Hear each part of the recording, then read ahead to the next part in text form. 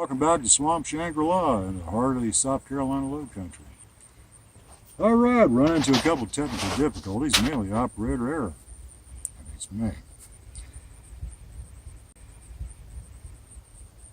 Best thing I could recommend is start at the highest point of a log and work your way down. Just kind of whittle it down.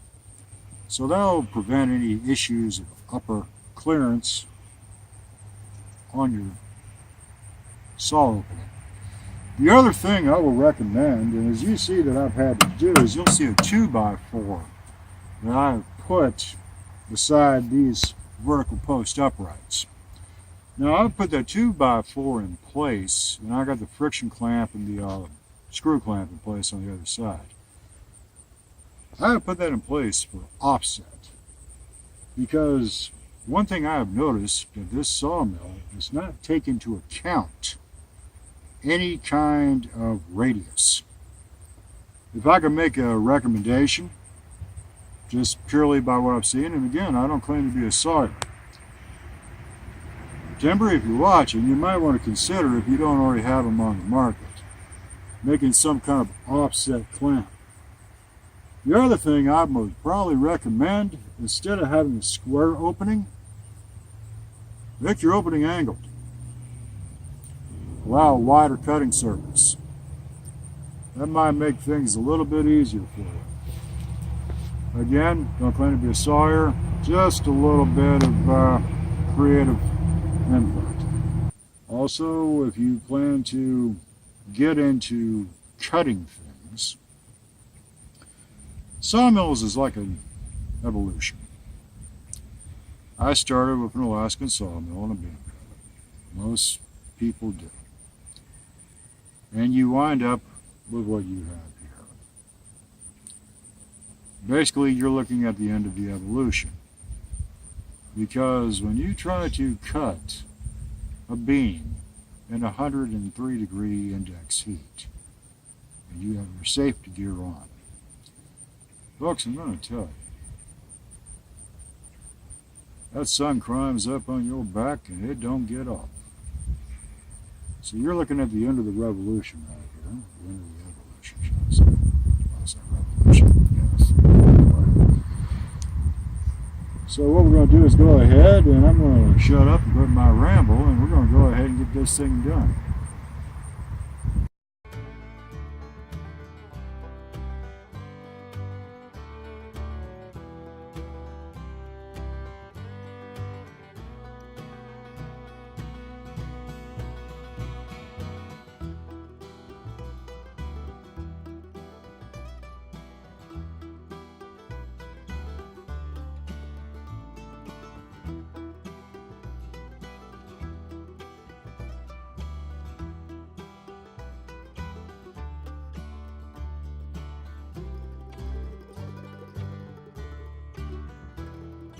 Notice that this thing has a very nice grain structure and the like.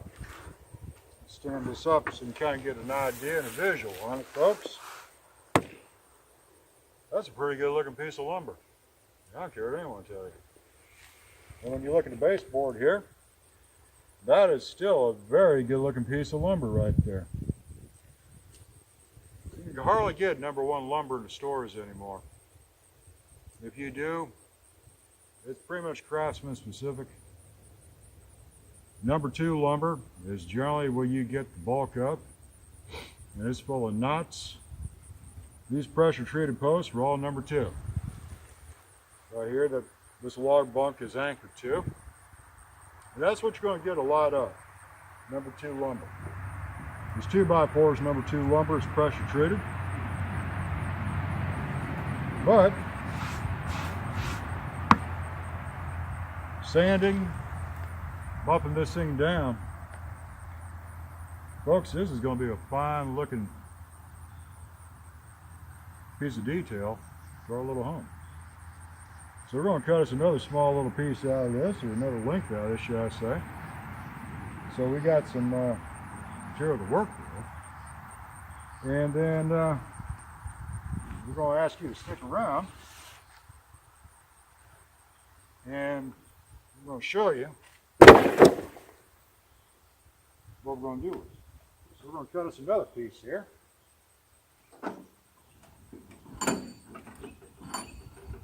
I always jack the saw blade up before I move it back over what I cut. Purely because I'm still getting used to this. The other thing I do is make sure I have good blade tension going on with this saw.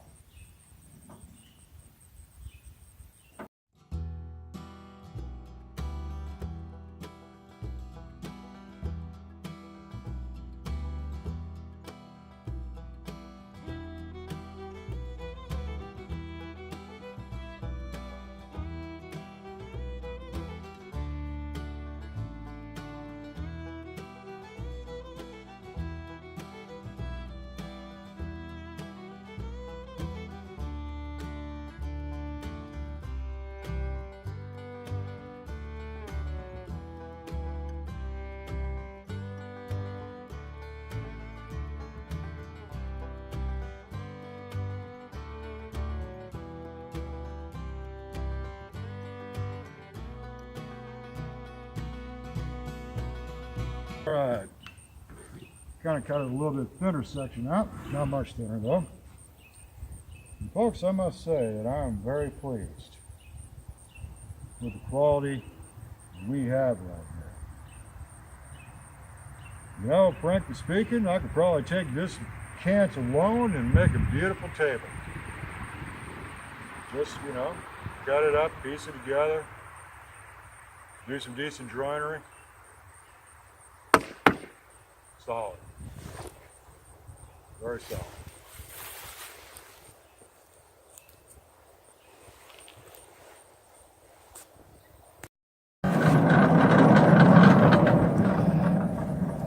I know one of the common questions is probably going to be, okay, we got an idea how thick that thing can cut there, Jay.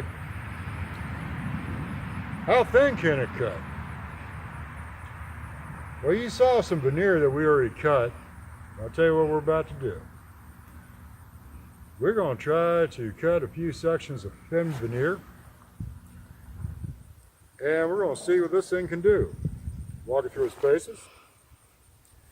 That way, if you want to put some nice decoration into your home, you could.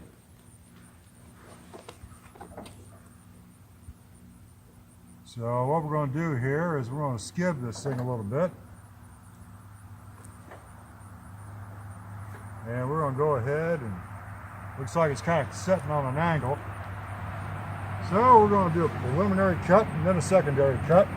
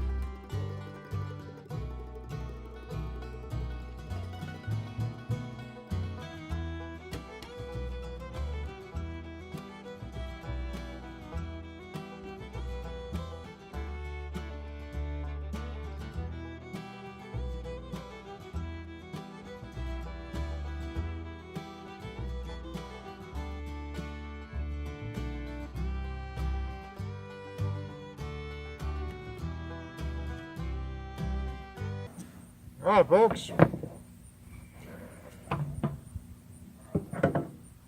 could probably make a thinner than that if I wanted to, but I'll give you a pretty good idea as far as making a nice thin cut. What I could probably do. I'll tell you what, let's try it. Let's see how thin we can make it. How about that?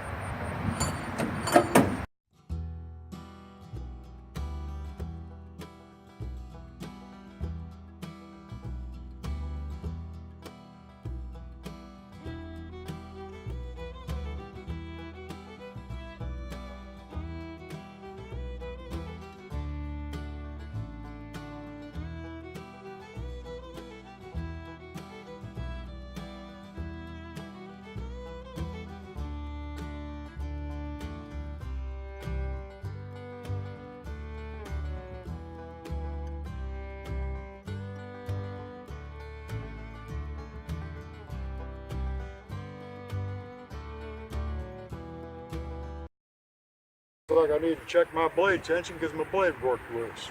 Well, you can see what we have here. Nice and thin. And we definitely got what we intended to get. But you need to keep an eye on that blade tension because I haven't seen it tension in the lock.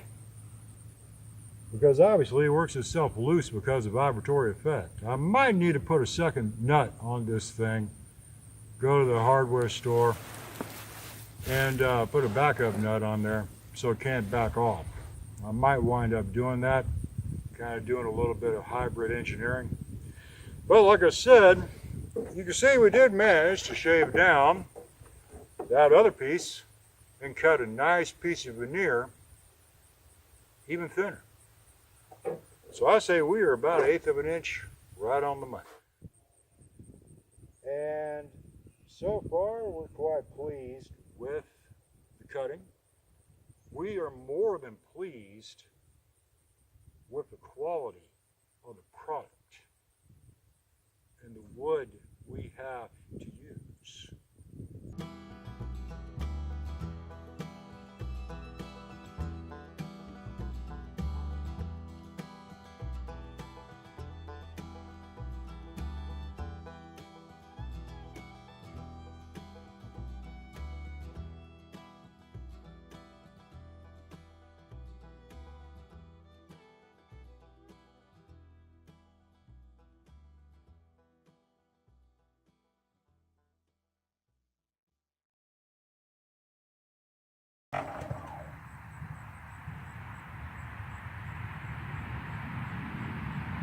All right, so you see what we got here.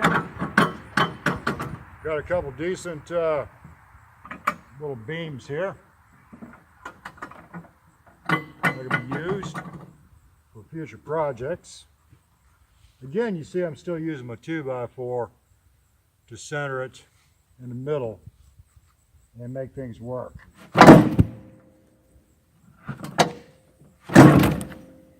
Pretty solid beams. Good quality wood. You'd wind up paying a pretty penny for that in a big box store. See about getting some good work done, having some fun, maybe go through some of the other workings of the sawmill. That way, if any of you fine people out there have any questions about it or comments, feel free to add them. We'll meet you downrange.